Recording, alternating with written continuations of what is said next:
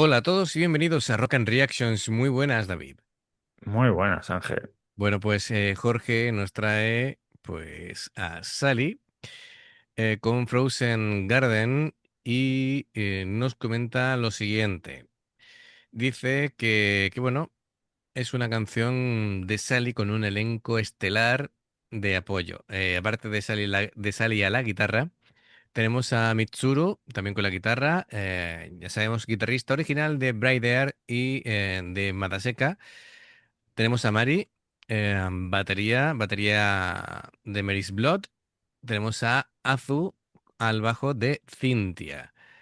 Así que, bueno, dice, esta es la alineación del vídeo, pero el sonido en sí es la canción del álbum sobre el vídeo en vivo. Las bandas japonesas más pequeñas suelen hacer eso, comenta. Dice que, bueno, que para hacer el vídeo musical, pues al final es más económico. Bueno, destaca que son increíbles tanto Sally como Mitsuru, que están entre sus guitarristas japonesas favoritas. Es una canción instrumental, así que nada, a disfrutar.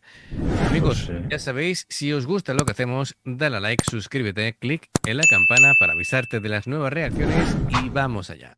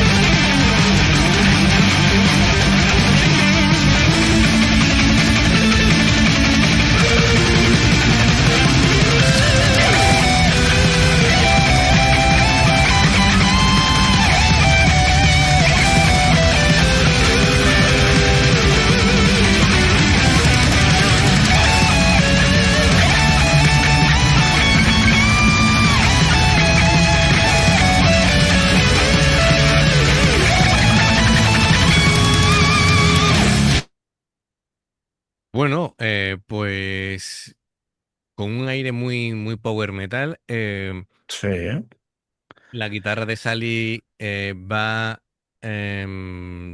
pivotando entre lo que sería la melodía de la voz que no tiene la canción porque es instrumental, pero es como si la tuviera, y los solos que va haciendo con diferentes técnicas, ¿no?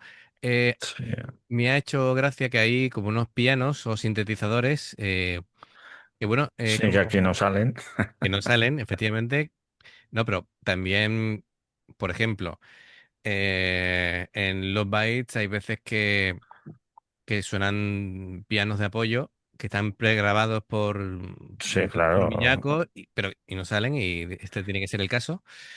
Bueno, lo que no sabemos es quién toca los teclados, si es una de ellas o qué. Bueno, el tema eso que abre de hecho con parte de esos pianos que se van también moviendo por distintas partes de la canción. Me gusta mucho cómo combinan las guitarras. Sally hace unos arpegios súper limpios. La distorsión es muy potente, muy, muy potente. Sí, También me ha parecido curioso que la guitarra de Sally la escucho yo por el canal izquierdo, sin embargo la veo en la pantalla en el lado derecho, y a Mitsuru, que la veo en el lado izquierdo, me al suena revés. por el canal derecho, ¿vale? Es decir, claro, es tal y como ellas están en el escenario mirando al público, pero no de la manera que la vemos nosotros, ¿no? Claro, obviamente. Sí, sí, sí, sí.